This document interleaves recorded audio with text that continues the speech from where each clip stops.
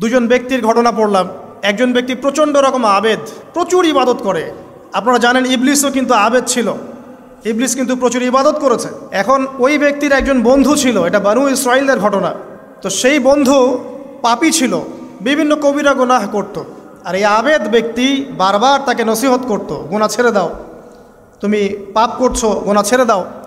তখন সেই ব্যক্তি যে পাপ করছে সে বলতো যে আল্লাহ কি তোমাকে আমার রক্ষক বানিয়েছেন? আল্লাহ কি তোমাকে আমার উপর দারোগা বানিয়েছেন? আমাকে আল্লাহর হাতে ছেড়ে দাও, আমাকে নসিহত করতে শোনা। একদিন এই আবেদ ব্যক্তি তার বন্ধুকে একটা জঘন্য পাপ করতে দেখল, এমন একটা পাপ যেটা দেখে তার মনে ধারণা আসলো এটা চরম জঘন্য একটা কাজ। তখন সে মুখ ফসকে বলে ফেলল যে আল্লাহ তোকে আর মাফ করবে না, আল্লাহ তোকে জান্নাত দিবে না। আল্লাহ রাব্বুল আলামিন মালাকুল মউতকে এই দুজনের কাছে পাঠালেন, দুজনের রূহকে কবজ করা হলো। এবার আল্লাহ পাক তার সামনে তাদেরকে উপস্থাপন করে বললেন যে তোমাকে আমার রহমত সম্পর্কে কে গ্যারান্টি দিয়েছে যে আমি কাউকে রহমত করব কি করব না? যাও, আমি তোমাকে জাহান্নামে পাঠালাম, ওই ব্যক্তি যে আমার রহমত প্রত্যাশা করেছে আমি তাকে জান্নাত দিয়ে দিলাম। দেখুন, এই হাদিসটা শুনলে মনে হয় বাহ্যিক হয়তোবা মুখের একটা কথার কারণেই সে জাহান্নামে চলে গেল। আসলে বিষয়টা এমন নয়। বিষয়টা আমি আপনাকে বোঝাচ্ছি। বিষয়টা হচ্ছে ইবলিসের মতো। ইবলিস কিন্তু শুধু মন থেকেই বলেনি যে খলাকতানি মিন নার ওয়া খলাকতাহু মিন তিন, আমি কেন তাকে সেজদা করব আদমকে, আদম তো মাটির তৈরি আর আমি তো আগুনের তৈরি।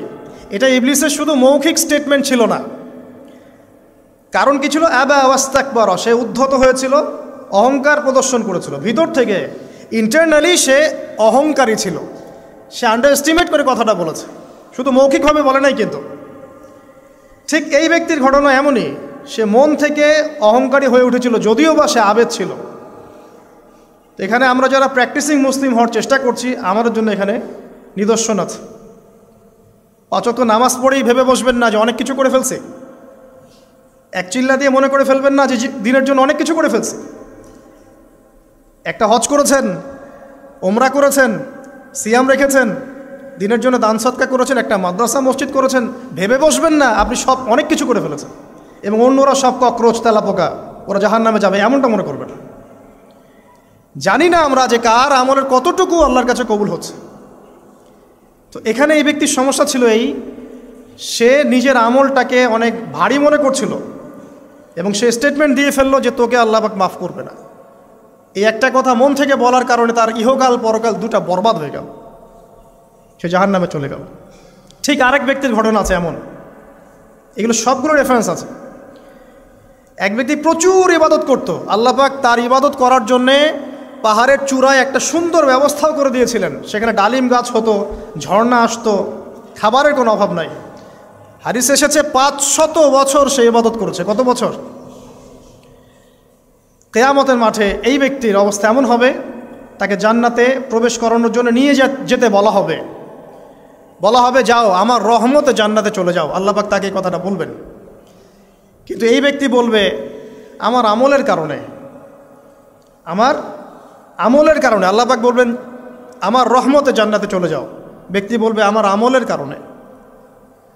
আল্লাহ রাব্বুল আলামিন তখন তাকে দেওয়া সমস্ত নেয়ামতগুলোকে এক পাল্লায় করবেন আর তার সমস্ত আমলকে আরেক পাল্লায় করবেন। তারপর দেখা যাবে আল্লাহর সমস্ত নেয়ামত তার একটা চোখের সমান হয় নাই। কথা কি বুঝতে পারছেন? একটা চোখের যে নেয়ামত আল্লাহ পাকের, সমস্ত আমল ও 500 বছরের ইবাদত এতটুকু হয়নি। তারপর তাকে বলা হবে ওকে জাহান্নামে নিয়ে যাও। এবার জাহান্নামে যাওয়ার সময় সে বলবে আল্লাহ তোমার রহমতে আমাকে মাফ করে দাও। তখন আল্লাহ পাক তাকে আবার ডেকে নিয়ে আসবে, বলবেন যে তোমাকে যে আমি ইবাদত করার জায়গা করে দিয়েছিলাম এটাকে তুমি নিজে করেছো না আমি করেছি? সে বলবে আপনি করেছেন। তোমাকে যে আমি সৃষ্টি করেছিলাম তখন কি তুমি কোনো আমল করেছিলে? বলবে না। তাহলে তোমাকে যে সৃষ্টি করেছি আমি, এটা কি তোমার আমলের কারণে? না। তোমাকে সারা দুনিয়াতে এত নিয়ামত দিয়েছি, এটা কি তোমার আমলের কারণে? সে বলবে না। তখন তাকে জান্নাতে প্রবেশ করানো হবে। কিয়ামতের মাঠে এমন অনেক ঘটনা ঘটবে যেটা আমাদের চিন্তার বাইরে। আরেকজন ব্যক্তিকে ডেকে আনা হবে, যে ব্যক্তি একটা দুটা নয় বরং 100টা খুন করেছে। সে 99 জন মানুষকে হত্যা করার পর ফতোয়া খুঁজে বেড়াচ্ছিল যে আমার তওবা কবুল হবে কিনা। একজন আবেদের কাছে গিয়েছে। আবেদ আর আলেম কিন্তু এক জিনিস না। আবেদ মানে যে প্রচুর ইবাদত করে, তার জ্ঞান কম, সে শুধু জানে কিভাবে ইবাদত করতে হয়। আলেম হচ্ছে সে যে শরীয়তের গভীর জ্ঞান জানে, আবার ইবাদতও করে। আবার যারা জ্ঞান আছে আমল নাই, সেও কিন্তু প্রকৃত আলেম না। প্রচুর জ্ঞান আছে কিন্তু জ্ঞান অনুযায়ী আমল করে না, সেও কিন্তু প্রকৃত আলেম নন। এবার আসেন, তো এই আবেদের কাছে গিয়ে সে বলছে আমার কি ক্ষমা হবে, আমি 99টা খুন করেছি। সে বলল তোমার আবার ক্ষমা, তোমার ক্ষমা নাই। তখন এই ব্যক্তি এই আবেদকে হত্যা করে 100টা খুন পূর্ণ করলো, ওকেও সে মেরে ফেলছে। আমার ক্ষমাই হবে না তো তোর বেঁচে থাকার কি দরকার, তুইও মর। কি বুঝতে পারলেন? বর্তমান বিশ্বের উগ্র মাথার পলিটিশিয়ানদের মতো অবস্থা। আমার দেশের সমস্যা, তোর দেশ পারমাণবিক বোমের উড়াই দিব, মানে এরকম একটা অবস্থা। তো আল্লাহ রাব্বুল আলামিন এই ব্যক্তির মধ্যে একটা চেতনা তৈরি করলেন যে আমাকে তওবা করতে হবে। সে তখন সার্চ করতে লাগলো আরও কোনো আলেম আছে কিনা। এরপর অনেক দূরে একজন আলেমের সন্ধান পাওয়া গেল। সে সেখানে গেল, তাকে গিয়ে বলল আমার কি ক্ষমা হবে। সে আলেম তাকে বলল হ্যাঁ তোমারও ক্ষমা হতে পারে, যাও তুমি ইস্তেগফার করো এবং এই এলাকা থেকে অন্য এলাকায় চলে যাও। মানে যে এলাকায় তুমি অনেক দিন ছিলে, যেখানে তুমি অনেক পাপ কাজ করেছো, এখানে থাকার দরকার নাই। তওবা করে তুমি অন্য কোথাও চলে যাও, নতুন একটা জীবন শুরু করো। এখানে থাকলে হবে কি, তোমার স্মৃতিগুলো তোমাকে তাড়িয়ে বেড়াবে এবং মানুষ তোমাকে খারাপ নজরে দেখতেই থাকবে, তুমি তখন কষ্ট পাবে। এই জন্য তুমি চলে যাও। তো চলে যেতে যেতে সে রাস্তায় ইন্তেকাল করে। এবার তার রুহ নিবে কে? এই জন্য দুদল ফেরেশতা আসছেন, জান্নাতি এবং জাহান্নামী। তাদের মধ্যে বাক বিতরটা হচ্ছে কে রুহ নিয়ে যাবে। তো জাহান্নামের ফেরেশতারা বলছেন সে এতগুলো খুন করেছে, তার রুহটা আমরা নিব। আর জান্নাতি ফেরেশতারা বলছেন না, সে তওবা করতে এসেছিল, অতএব সে আল্লাহর অভিমুখী হয়েছে, তার রুহটা আমরা নিব। আল্লাহ পাক এখানে একটা কৌশল করলেন। আল্লাহ পাক ফেরেশতাদেরকে বললেন তোমরা রাস্তাটাকে পরিমাপ করে দেখো, যেদিকে যাচ্ছিল তার পরিমাপ বেশি নাকি যেখান থেকে এসেছে ওর পরিমাণ বেশি। আল্লাহ পাক জমিনকে আদেশ করলেন হে জমিন তুমি প্রশস্ত হয়ে যাও। এবার পরিমাপ করে দেখা গেল সে তওবার দিকে আসছিল, এর পরিমাণটা বেশি। এই একটা কাজের ওসিলা আল্লাহ পাক তাকে মাফ করে দিলেন। মনে রাখবেন এটা মৌখিক বিষয় ছিল না, সে মন থেকে ভিতর থেকে কিন্তু সে আল্লাহর প্রতি অনুগত হয়েছিল। এই মনের বিষয়টা আল্লাহ ছাড়া কেউ জানে না। আপনি দেখতে পারেন সমাজে অনেকে দাড়ি টুপি পাগড়ি জুব্বা সব লাগিয়ে ঘুরছে, তো বিশ্বাস করেন তাদের মনটা এমনও হতে পারে যে জানোয়ারের চেয়েও কুৎসিত, এমনও হতে পারে। আবার আপনি দেখবেন সমাজে এমন অনেক মানুষ ঘুরছে যারা হয়তো অনেক পাপে লিপ্ত মনে হচ্ছে, কিন্তু মনের মধ্যে সততা আছে। আর যার মনের মধ্যে সততা আছে আল্লাহ পাক কোনো না কোনো দিন ইনশাআল্লাহ তাকে হেদায়েত দিবে।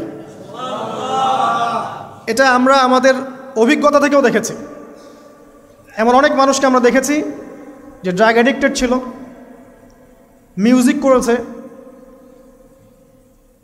হারাম সম্পর্কের মধ্যে ছিল, নামাজ ঠিক মতো পড়ে নাই, কিন্তু যখনই আল্লাহর কথা আলোচনা হতো দেখতাম সে খুবই শান্তভাবে মন থেকে কথা শুনছে। এই কথা শুনতে শুনতে শুনতে একদিন মাশাআল্লাহ এখন দেখবেন যে চিল্লা দিয়ে বেড়াচ্ছে বিভিন্ন মসজিদে। আল্লাহ হেদায়েত দিয়েছে, সব ছেড়ে দিয়েছে। এরকম মানুষের অভাব নাই কিন্তু সমাজে। তো এখানে আল্লাহ পাকের রহমত বা দয়ার একটা উজ্জ্বল দৃষ্টান্ত দেখতে পারবেন। ঠিক এরকম আরও একটা ঘটনা আছে বনু ইসরাইলের। এক ব্যক্তি এত পাপ করেছে যে শেষে মৃত্যুর সময় সে সন্তানদেরকে ডাকছে, ডেকে বলছে যে আমি যখন মারা যাব আমার লাশটাকে তোমরা কবর দিও না, যদি আল্লাহ পাক আমাকে ধরতে পারেন তাহলে খবর আছে আমার। কি করতে হবে?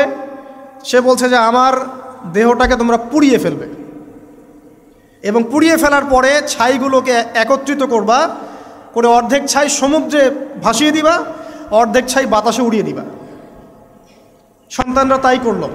মৃত্যুর পর আল্লাহ পাক এই সমুদ্র এবং জমিনকে বাতাসকে আদেশ করলেন যে তোমরা ছাই জড়ো করে দাও। আর মানুষ আর জিন আল্লাহর কথা না শুনলেও এই প্রকৃতি আল্লাহ পাকের কথা শোনে। বিজ্ঞান বলে প্রকৃতি থেকে সব হচ্ছে। কি প্রকৃতি? প্রকৃতি কি, কাকে বলে? মানুষকে আল্লাহর ইবাদতকে বাদ দিয়ে প্রকৃতি পূজায় নিয়ে গেছে। এই পুরো প্রকৃতি আর মহাবিশ্ব এক আল্লাহর ইবাদত করে। কে সৃষ্টি করলো প্রকৃতি? প্রাকৃতিকভাবে হয়েছে সব কিছু বলে, আল্লাহ থেকে হয়েছে বলা যাবে না। বললে আপনি মৌলবাদী হয়ে যাবেন। আল্লাহ শব্দ ইউজ করলে আপনি মৌলবাদী হয়ে যাবেন। ধর্মতাত্ত্বিক শব্দগুলোকে আস্তে আস্তে উঠিয়ে দেওয়া হয়েছে।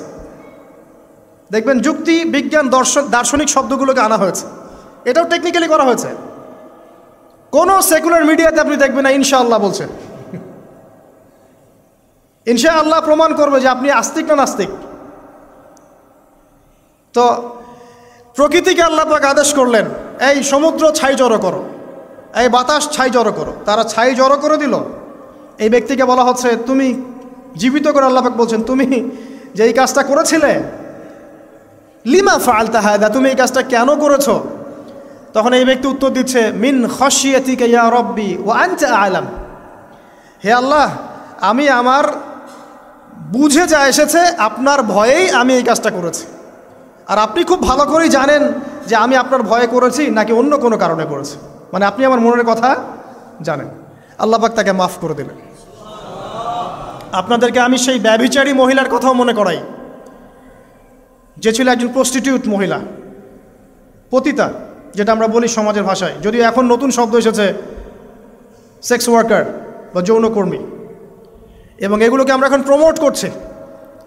আমরা এখন অশ্লীলতাকে প্রমোট করছি। এই কথা বলতে আমাদের বুক কাঁপা উচিত নয় যে আমরা এখন অশ্লীলতাকে প্রমোট করছি। আমরা এখন কাপড় খোলার সংস্কৃতির দিকে যাচ্ছি। যে কাপড় খুলে দিয়েছিল ইবলিস। ইবলিস আমাদের বাবা মার কাপড় জান্নাতে খুলে দিয়েছিল। এটা কি জানেন? ফল খাওয়ার পরে এই ফল খেতে কে প্রলুব্ধ করেছে? ইবলিস। গাছের কাছে গিয়ে ফল ভক্ষণ করার পর সর্বপ্রথম আমাদের পিতামাতার গা থেকে কাপড় খুলে পড়ে গেছে। তা আমাদের পিতামাতাকে মহাবিশ্বে নগ্ন করে দিয়েছে ইবলিস। আর তার অনুসারীরা এই জমিনে আদম সন্তানদেরকে নগ্ন করছে এখন। অতএব এই যে একটা ট্রেন্ড এখন চলছে, দেখবেন হারাম রিলেশনশিপকে মিডিয়ার মধ্য দিয়ে প্রমোট করা হচ্ছে। মনে হয় একটা স্বাভাবিক বিষয়, কোনো বিষয়ই না এটা, যে কেউ জেনাই করতে পারে। জেনা পর্ন খুব নর্মাল। হালালভাবে যদি আপনি বিয়ে শাদী করতে যান তখন সমস্যা হচ্ছে। হালালভাবে যদি আপনি বিয়ে করতে যান তখন সমস্যা হচ্ছে। হারামভাবে আপনি যা ইচ্ছা তাই করতে পারেন, সমাজে কেউ কিছু বলছে না। এখন বলছে এগুলো স্বাধীনতা। সুবহানাল্লাহ, কোন স্বাধীনতা? স্বাধীনতা বলে কোনো শব্দ নাই মহাবিশ্বে। এই পুরো বিশ্বের সমস্ত মানুষ আল্লাহর অধীনে পরাধীন। এই বিশ্বে যত মানুষ বসবাস করছে এখন, এরা কেউই স্বাধীন নয়। না কেউ স্বাধীন ছিল, না আছে, না থাকবে। সবাই আল্লাহ পাকের দাসত্বের অধীনে পরাধীন। স্বাধীন সেই এই পৃথিবীতে যে ব্যক্তি শয়তানের তাবেদারি করে, ও নফসের তাবেদারি করে, ও তো স্বাধীন, যা ইচ্ছা তাই করতে পারে। এই যে অশ্লীলতার প্রমোটিংটা চলছে, এটাকে পারিবারিকভাবে বন্ধ করতে হবে। আল্লাহ পাক আমাদেরকে বোঝার তৌফিক দান করুন। এগুলো যত বাড়বে সমাজে মহামারী আসবে। দেখে নিয়ে মহামারী আসবে, দুর্ভিক্ষ আসবে, সমাজে এমন সব রোগ ব্যাধির জন্ম হবে যেগুলো নামও শোনে নাই মানুষ কখনো, এবং সামনে ভূমিধস অপেক্ষা করছে। এগুলো আসবে। যাই হোক, ওই মহিলা, যে ব্যক্তি একজন যৌনকর্মী ছিল, বা যেটা আমরা বলি ব্যভিচারিণী মহিলা ছিল, একটা কুকুরকে দেখেছে সে পানি পান করার জন্য তৃষ্ণার্ত। সে এটাতে মায়া করে, দয়া করে তার মোজাটাকে নামিয়ে এই কূপ থেকে পানি উঠিয়ে কুকুরকে পান করিয়েছে। এই একটা কাজের বদৌলতে আল্লাহ রাব্বুল আলামিন এই ব্যভিচারী মহিলাকে মাফ করে জান্নাত দিয়ে দিয়েছে। হাদিসে এটাও এসেছে, নবী সাল্লাল্লাহু আলাইহি ওয়াসাল্লাম বলেছেন, ইরহামু মান ফিল আরদ, তোমরা সবাই জমিনবাসীর প্রতি রহম করো। জমিনে মুসলিমই থাকতে হবে, তাদের প্রতি রহম করতে হবে এমন নয়। জমিনবাসী যারাই আছে সবার প্রতি রহম করো, জাতি, ধর্ম, বর্ণ নির্বিশেষে। এমনকি পশু পাখির প্রতিও দয়া করো। ইরহামু মান ফিল আরদ, জমিনে যারা আছে সবার প্রতি রহম করো। ইয়ারহামুকুম মান ফিস সামা, যিনি আসমানে আছেন তিনি তোমাদের প্রতি রহম করবে ইনশাআল্লাহ। ইসলাম এই কথাগুলো বলেছে 1400 বছর আগে। আজকের এই বিশ্বের সোকল্ড এই মডার্ন বিশ্বে যেখানে মানুষের রক্তের কোনো দাম নাই, সেখানে ইসলাম পশু পাখির অধিকার নিয়ে কথা বলেছে 1400 বছর আগে। কাদেরকে কি শেখাতে আসেন? কোরআন এবং সুন্নাহর বাইরে অভ্রান্ত সত্যের কোনো উৎস আছে? এখানে যা আছে তাই চূড়ান্ত। মানতে চাইলে মানেন, না মানতে চাইলে জাহান্নামে যান, কেউ তো বাধ্য করছে না। লাকুম দীনুকুম ওয়ালিয়া দিন। আল্লাহ পাকের রহমত দেখেন। আরেকটা ঘটনা আছে এমন, একটা বিড়ালকে বেঁধে রেখেছিল এক মহিলা, খাবার দেয় নাই, কষ্ট দিয়েছে। একটা বিড়ালকে খাবার না দিয়ে কষ্ট দেওয়ার কারণে এই মহিলাকে আল্লাহ পাক জাহান্নামে পাঠিয়েছে। এরকম কত ঘটনা আছে। এই ঘটনাগুলো হাদিসের পাতায় বর্ণিত আছে। কোরআনে কি বলছে দেখুন। কোরআনের আমি কয়েকটা পয়েন্ট আপনাদেরকে খালি বলছি, এটা নিয়ে আমি সকালে ভাবছিলাম। আল্লাহ পাক আদম আলাইহিস সালামকে সৃষ্টি করেছেন আমরা সবাই জানি, কিন্তু আল্লাহ পাক সূরা সদের মধ্যে বলছেন ইবলিসকে, হে ইবলিস, তোমাকে কিসে বারণ করলো আদমকে সেজদা করতে, যে আদমকে আমি নিজের হাত দিয়ে সৃষ্টি করেছি। আল্লাহ রাব্বুল আলামিন যে আমাদেরকে এত যত্ন করে ভালোবেসে সৃষ্টি করেছেন, এটা কি আল্লাহ পাকের দয়ার নিদর্শন নয়? মহাবিশ্বের অন্য কোনো মাখলুক সৃষ্টির ব্যাপারে আল্লাহ পাক বলেন নাই খলাকতু বিয়াদাই, আমি নিজ হাতে তাকে সৃষ্টি করেছি। শুধু সৃষ্টি নয়, সৃষ্টি করার পর আল্লাহ পাক তাকে সমস্ত নাম শিক্ষা দিয়েছেন। এই যে জ্ঞান শিক্ষা দেওয়া, জ্ঞান, এটা আল্লাহ পাকের সবচেয়ে বড় নিদর্শনগুলোর মধ্যে অন্যতম। এবং আল্লাহ পাকের সবচেয়ে বড় দয়া, আমার মত এটা,